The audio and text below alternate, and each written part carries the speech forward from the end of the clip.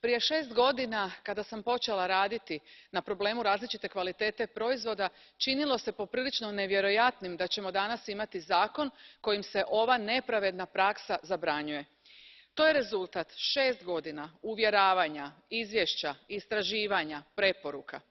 Sada više nitko neće moći tvrditi da, na primjer, Hrvati ili Bugari baš eto žele hranu koja je manje zdrava ili baš eto žele tehničku robu koja je lošije kvalitete ili deterdžent koji slabije pere. Za milijune građana Europske unije ovo je izuzetno emotivno pitanje i osjećali smo se kao građani drugoga reda zbog ovoga, i to s pravom. Ovim zakonom Parlament pokazuje da nema podjele na istok i zapad i da smo jedna Europa. Moramo biti svi isti, ne smijemo nikako dopustiti ovakvu praksu. Ravnopravnost je izuzetno važna. Danas šaljemo takvu poruku cijeloj Europi.